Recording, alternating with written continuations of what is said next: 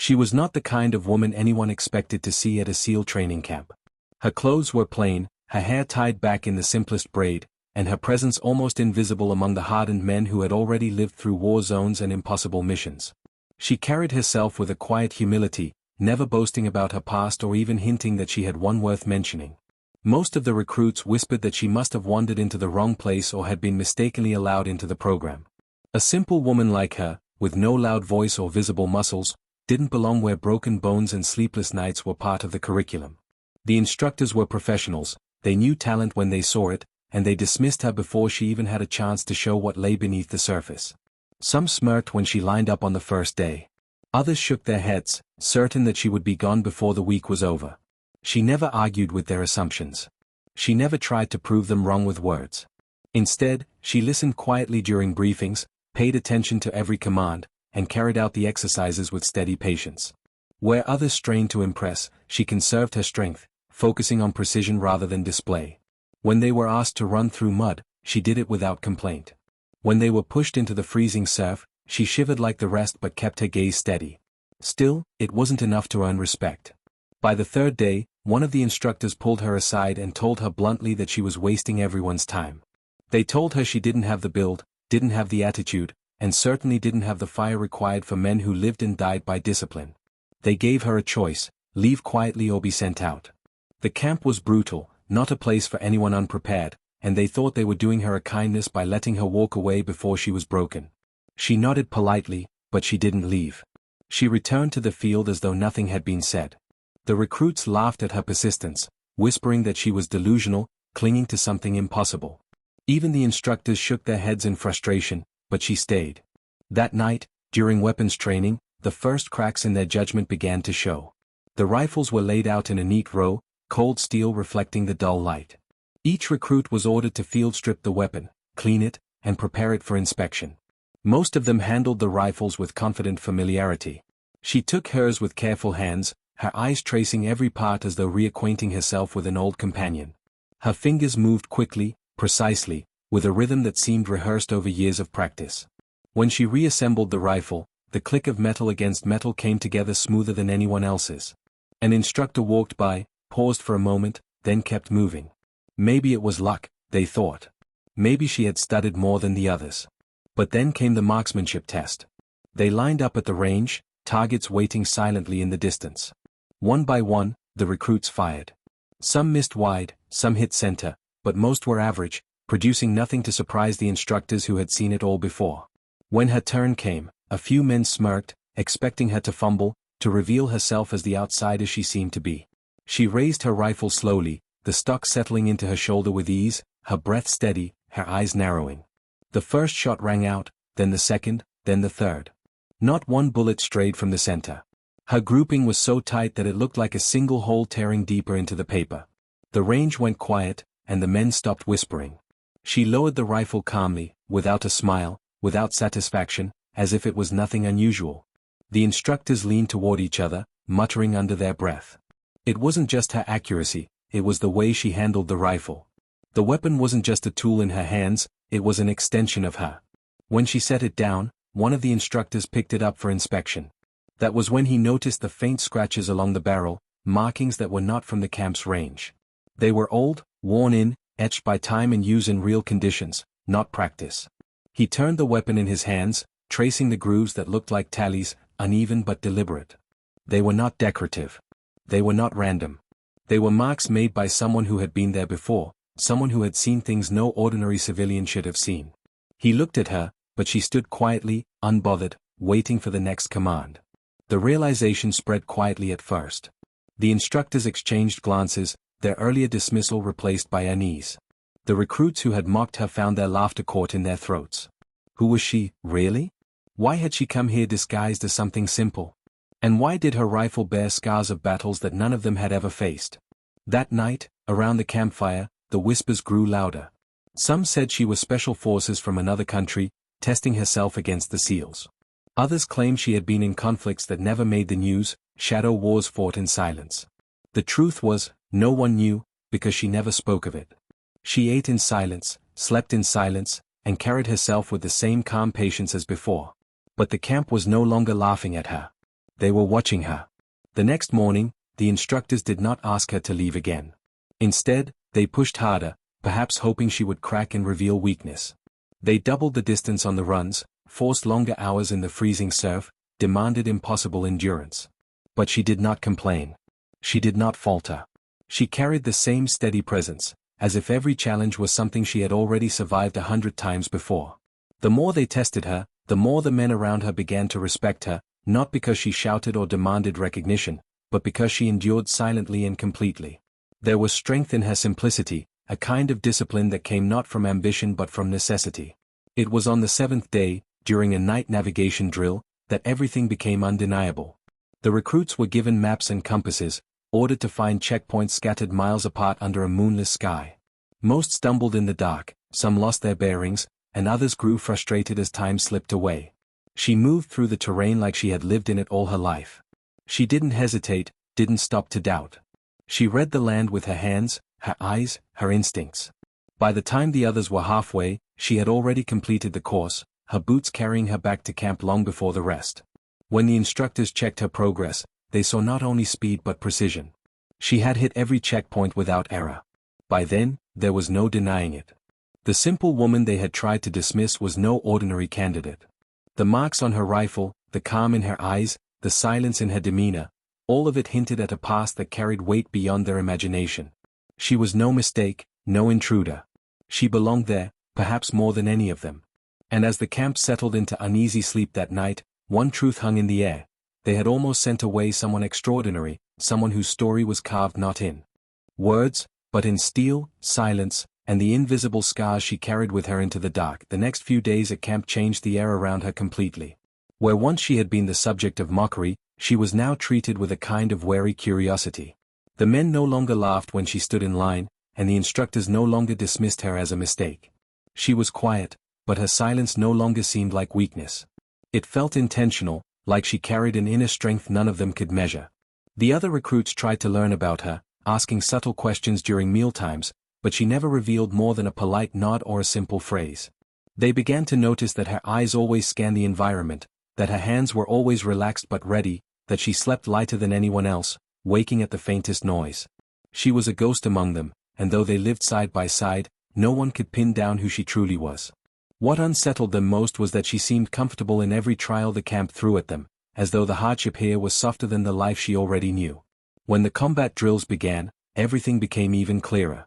The recruits were paired off for close quarters fighting, and most of the men threw themselves into it with raw aggression. They wrestled, they struck hard, they tried to dominate by sheer force. She did not look like she had the strength to match them, and for a while, that illusion held. Her first opponent lunged with confidence, expecting to win within seconds. Yet she moved differently. She didn't resist his strength with her own, she redirected it. Her body flowed like water, each movement calculated, economical, devastating. Within moments, he was on the ground, gasping for breath, staring up in shock. The other recruits went quiet again, and when the instructors told her to face the next man, the same thing happened. She never wasted a strike, never relied on brute force, but every opponent she faced ended in the dirt, disarmed and humbled. It wasn't flashy. It wasn't violent.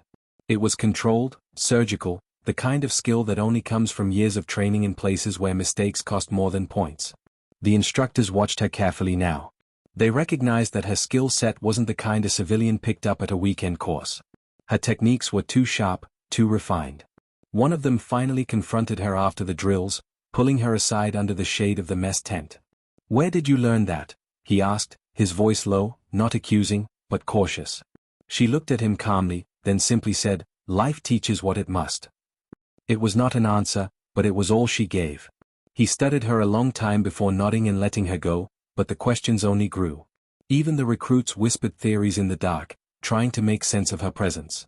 Some thought she had been special forces under another flag. Others thought she was a survivor of wars that had scarred her country. A few wondered if she was even supposed to be there, or if she had slipped into the program with connections none of them understood. Whatever the truth, it gave her a presence larger than her silence. The moment that sealed her place in the camp came during a live-fire exercise. The recruits were ordered to move through a mock village, clearing buildings and rescuing hostages under timed conditions. The stress was immense, shouts, explosions, simulated gunfire all around. Most recruits stumbled under the chaos, firing too quickly, missing their targets, or freezing in the confusion. She did not stumble. She moved through the chaos like a shadow, her rifle steady, her eyes sharp. Every shot she fired landed exactly where it was meant to, never wasted, never reckless. She covered angles no one else thought to check, moved with precision, and never once let panic touch her expression. At one point, another recruit froze in a doorway, trapped by simulated enemy fire. Without hesitation, she stepped forward, pulled him to safety, and neutralized the targets with flawless execution. It was so seamless that even the instructors, hardened by years of combat, could only stand back and watch. After the drill, when the scores were tallied, she had not only outperformed the recruits but had set a standard most of them could not even reach. The instructors called her forward, studying her rifle again, those faint markings carved into its surface. "These aren't training scars," one said quietly. "These are from years in the field." His words spread quickly, and suddenly the entire camp seemed to look at her differently. No longer as a simple woman, no longer as a mistake, but as someone who had lived in shadows they could barely imagine. She gave no explanation, offered no story, only returned the rifle to her shoulder and stood silently. But in that silence, there was weight. Everyone could feel it. From that day forward, the dynamic shifted entirely. She was no longer tested to prove if she belonged, she was tested to see how far her limits reached. The instructors pushed the entire class harder, perhaps hoping someone would match her resilience. But even as the men collapsed, vomited from exhaustion, or faltered in the cold, she remained steady. She endured everything without complaint, her eyes carrying a quiet fire that needed no voice. The recruits began to follow her lead unconsciously. They stopped complaining as much, pushed harder, and carried themselves with more discipline. Without trying, she became the silent example that lifted the entire camp. Yet mystery clung to her like a second skin. One evening, while cleaning weapons under the dim lantern light, one of the younger recruits finally asked her directly, "Why are you here? You don't need this. You've already been through worse, haven't you?" She paused for a long moment, her hands still on the rifle. Then she answered softly, "Sometimes the world asks for more, even when you've already given everything." It was the only glimpse she ever gave into her past, and though it left more questions than answers, it silenced them. No one asked again. They respected her too much to press further. The instructors, however, continued their private conversations. They compared notes, reviewed her performance, and wondered aloud if she had been planted there to test them instead of the other way around. Her endurance, her skill, her instincts, they were too polished. She didn't seem like someone learning to become elite. She already was. And though they never received clarity, one thing became certain, she would not be leaving camp the way she entered. They had misjudged her once. They would not make that mistake again. As the sun rose on another grueling day, she stood in line with the rest of them, rifle in hand, eyes forward. She looked like a simple woman still, plain and unremarkable in her appearance. But now everyone at camp knew the truth that appearances had hidden.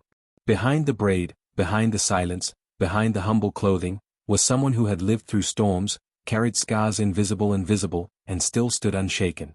The marks on her rifle were no longer a mystery, they were a reminder. Every line etched into that weapon told the story she never would, and every man around her understood, she was not there to prove herself to them. She was there because the fight was not yet over, the days bled into nights, and the camp continued to hammer down on every recruit with the relentless rhythm of drills, punishments, and exhaustion. Yet through it all, she remained a constant presence. The others noticed something about her that went beyond skill or toughness, she seemed to exist in a different relationship with pain and fatigue. Where they fought against it, she accepted it. Where they cursed under their breath, she stayed quiet. It was not the silence of weakness but the silence of someone who had been through worse, who had learned long ago that complaining does nothing but waste breath. Her composure unsettled them at first, but slowly it became a kind of anchor. When the surf pounded against their bodies at dawn and the instructors screamed at them to stay low, they would look at her and see that calm face, unshaken, and it gave them strength. She was no longer just surviving the camp, she was reshaping it. By the third week, the instructors introduced a test that was designed to break spirits. The recruits were sent on what they called the Crucible March, a 20-mile trek through brutal terrain with full packs, minimal water, and the demand to arrive within a time window that left no room for error. Men who looked strong at the start began to falter halfway through. Muscles locked, blisters tore open, and every step became agony. Some recruits cried out, others fell behind. She, however, did not just endure. She moved with a steady rhythm, conserving her breath, keeping her eyes fixed ahead. More than that, she began to help. When one recruit stumbled, she adjusted his pack and told him, in her first full sentence any of them had heard during a march, one step at a time. When another collapsed, she lifted him with a strength that seemed impossible for her frame and urged him onward. By the time they reached the final checkpoint, she had not only carried herself but had kept 3 others from quitting. The instructors took notice, though they tried to hide it.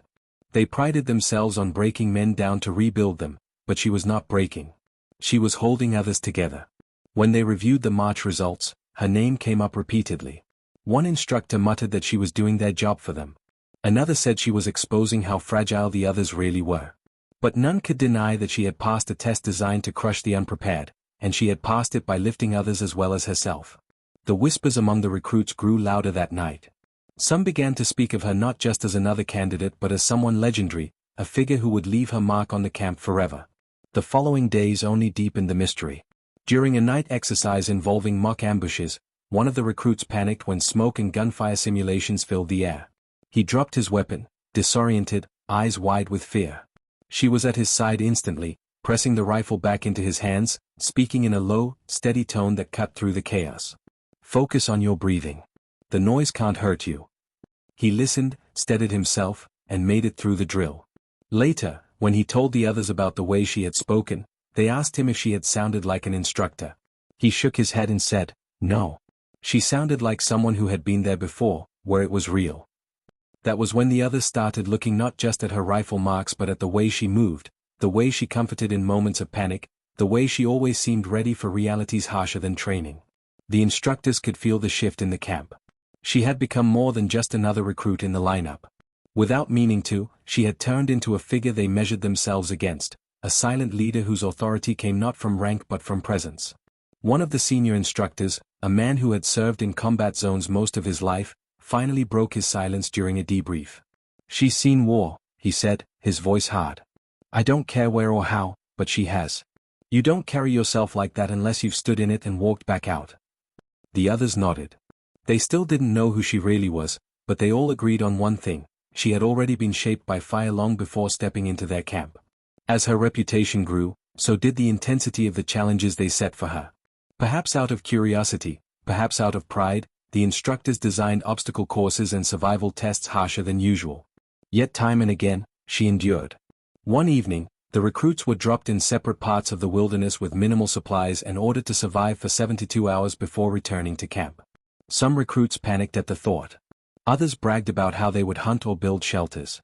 She said nothing. When the 3 days ended, most returned dehydrated, exhausted, and barely functional. She returned with a fire-hardened spear in hand, a small cache of edible plants tied at her side, and a steady gaze as if she had simply taken a walk. She had scars on her arms from thornbush, but she carried them without complaint.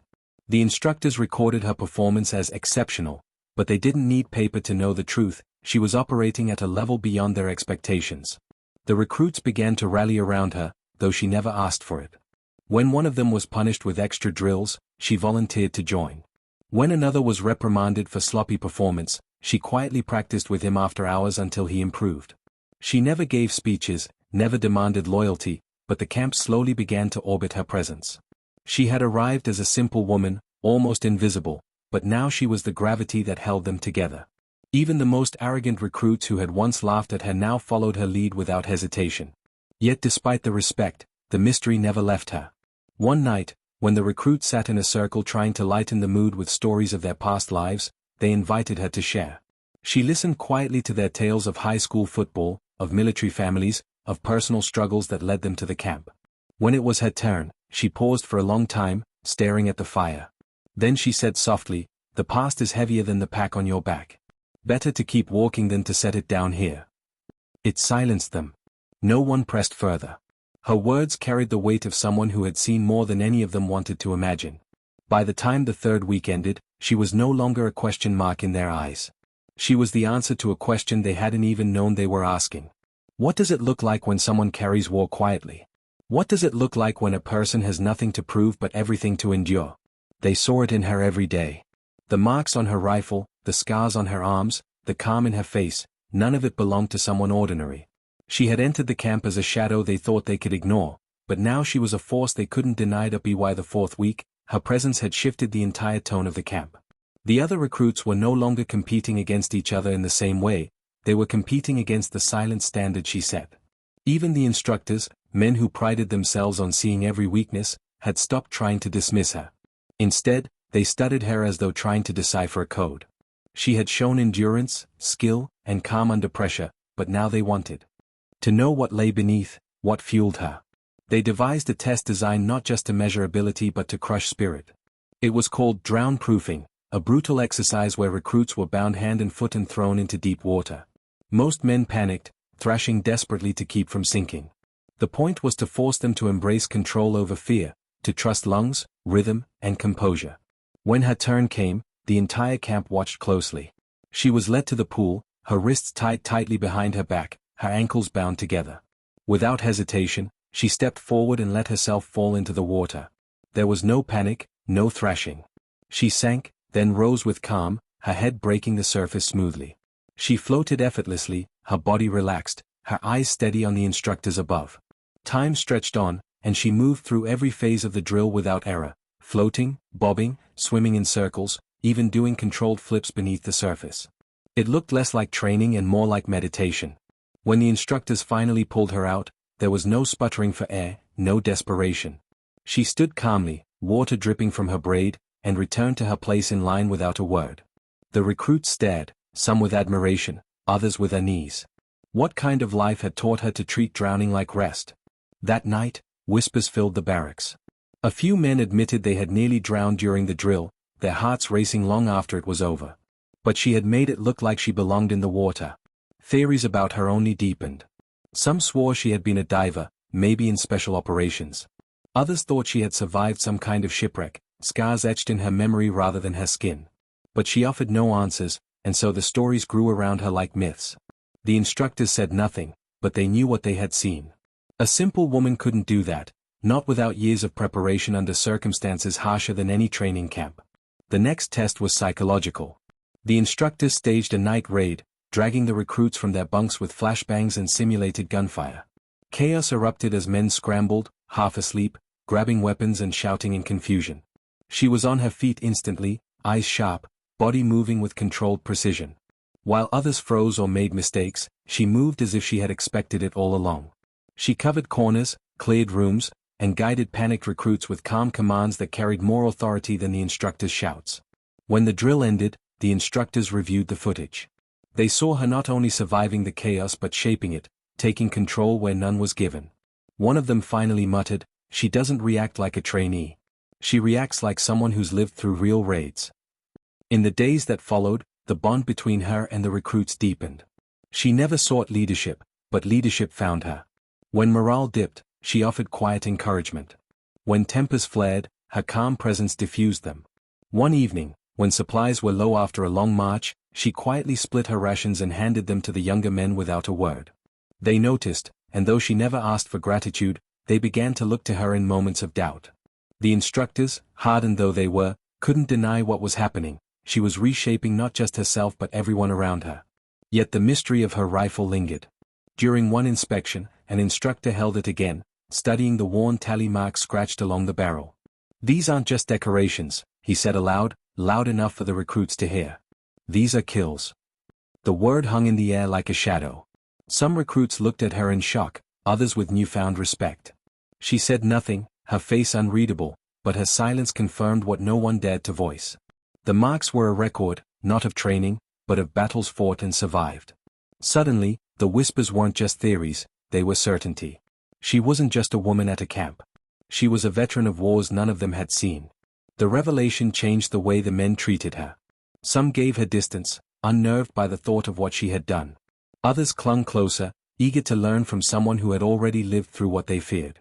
For her part, she never explained, never bragged, never justified. She simply carried the rifle as she always had, letting its scars speak for themselves. But the effect was undeniable. Even the instructors, who had once been skeptical, now watched her with a mix of caution and respect. They could break ordinary men and shape them into SEALs. But this woman? She had already been broken and reforged somewhere far beyond their reach. The camp's final phase loomed closer, the part designed to eliminate the last of the weak. It was Hell Week, a stretch of days with almost no sleep, endless physical torment, and constant psychological pressure. Recruits dreaded it, knowing that more than half would quit. But as the instructors explained the ordeal, their eyes kept drifting to her. Would she finally crack? Would exhaustion finally drag her down like it did the others? Or would she endure it as she had everything else? The recruits whispered among themselves, some saying that if she survived Hell Week, she would surpass even the legends told of past candidates. Others whispered that maybe she wasn't human at all, not in the ways they understood. On the first night of Hell Week, the instructors drove them into the surf, the icy waves crashing over their bodies as the cold cut to the bone. Men shouted, teeth chattering, muscles seizing. She lay in the water calmly, her face to the sky, letting the ocean pound her body. When the instructors screamed for them to sing, she opened her mouth and sang, not loudly, not boastfully, but with a steady voice that carried more resolve than any shouted tune. Slowly, others joined, their voices shaky but growing stronger, carried by her unwavering rhythm. Even the instructors paused, realizing that the unity forming in the surf came not from them but from her. As the hours dragged into days, recruits dropped out one by one, broken by exhaustion and pain. Yet she endured, not just for herself but for those around her. She lifted men who stumbled, carried packs heavier than her frame should allow, and never once let her eyes lose focus. The instructors pushed harder, but she responded with the same calm resolve that had carried her since day one. By the time the fourth night arrived, half the recruits were gone, but she remained, her body battered, her lips cracked, yet her presence unshaken. The marks on her rifle hung in every mind, marks that had always told the truth. She had survived worse.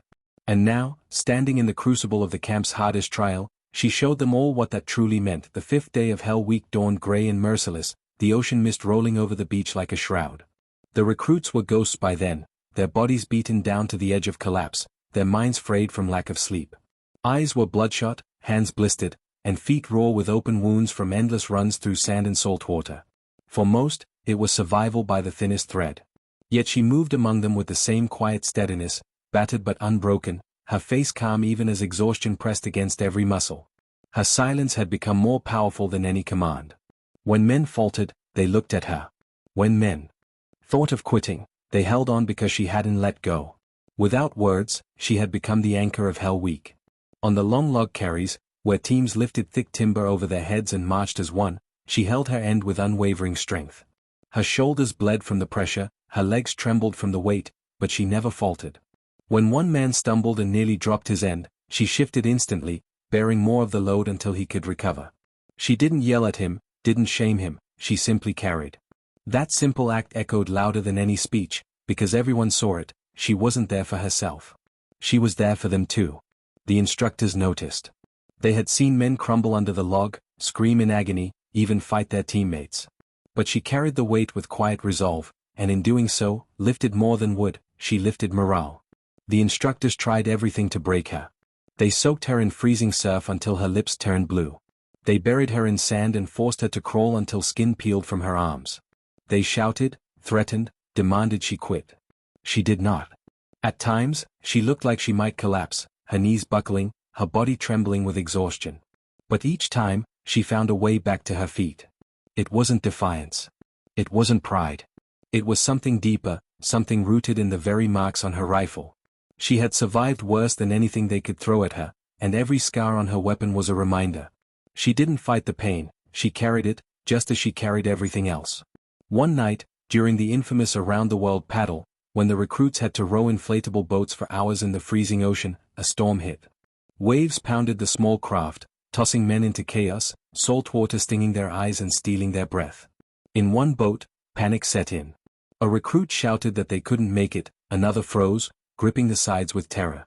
She was in that boat, and while others flailed, she gripped the paddle with steady arms. Her voice, calm but firm, cut through the storm. "Stroke with me," she said, her rhythm unbroken. Slowly, they followed her lead. Stroke after stroke, the boat steadied, moving forward where others drifted aimlessly.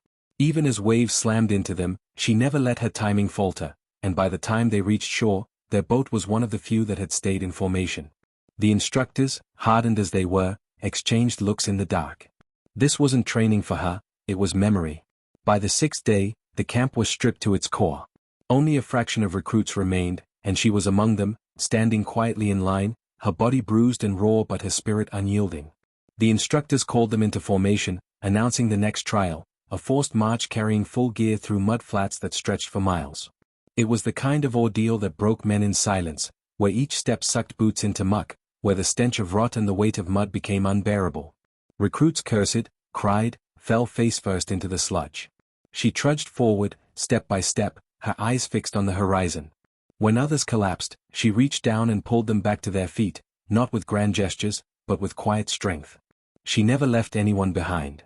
That march, more than any drill, showed the truth. She wasn't there to prove she was the strongest. She was there to make sure others survived the fire with her. By the time Hell Week ended, the camp was a graveyard of broken ambitions. Dozens of recruits had rung the bell, the sound echoing through the night as they gave up and walked away. But she remained, standing shoulder to shoulder with the few who had endured. The instructors gathered them, announcing that they had passed one of the hardest trials any soldier could face. The men cheered weakly, some crying from relief. She didn't cheer.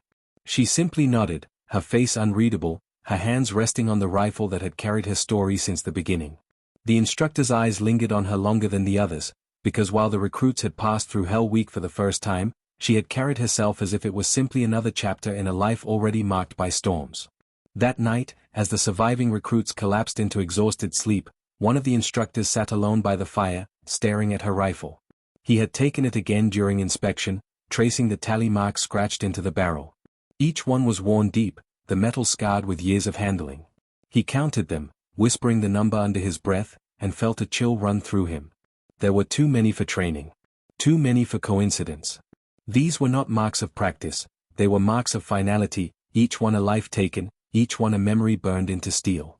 He placed the rifle back by her side as she slept lightly, her eyes flickering open for just a moment, meeting his. He held her gaze, wanting to ask, wanting to demand the truth. But he said nothing. He knew she would not answer. Some stories were too heavy to tell aloud. When dawn broke, the camp moved on as if nothing had changed, but in truth, everything had. The men no longer saw her as just one of them. She had become something else, proof that simplicity could hide storms, proof that quiet could hold more power than shouting, proof that scars, both visible and invisible, told stories no one else could understand. And though she never spoke of her past, every man at that camp carried the same unspoken thought. They had nearly dismissed her, nearly sent her away, nearly missed the chance to witness something extraordinary. As training continued, the recruits leaned on her more openly. When exhaustion threatened to break them, they looked at her and found strength. When drills became unbearable, they followed her rhythm, trusting her steadiness more than their own. Even the instructors, though they would never admit it, had stopped trying to break her. Instead, they watched her, learning in silence the way one might learn from a veteran who carried lessons in scars rather than words. She was not just surviving the camp anymore, she was shaping it, leaving an imprint that none of them would ever forget. The weeks after Hell Week transformed the camp into something new. The men who had survived carried themselves differently, bonded not by words but by the unshakable knowledge that they had endured what most never could. But among them, she stood apart. Not by choice, never by arrogance, but because her quiet resilience had carved an invisible space around her. The instructors noticed it, the recruits felt it, and even she seemed dimly aware of it. Every drill, every march, every icy plunge into the surf drove them closer to breaking. But for her, it seemed less like breaking and more like remembering. She moved with the efficiency of someone who had been there before, who had endured worse storms than this place could summon. The marksmanship range was where the questions began again. The instructors had lined them up, each man tasked with hitting moving targets under pressure. The recruits were exhausted, hands shaking, eyes burning from lack of sleep. Shots went wide, some hit the dirt, some scraped targets with luck. But when her turn came, silence fell. She lifted her rifle, not quickly, not theatrically, but with a steady grip that spoke of muscle memory carved into bone. Each shot cracked through the air with precision. Moving targets dropped one after another, not missed, not grazed, but struck dead center.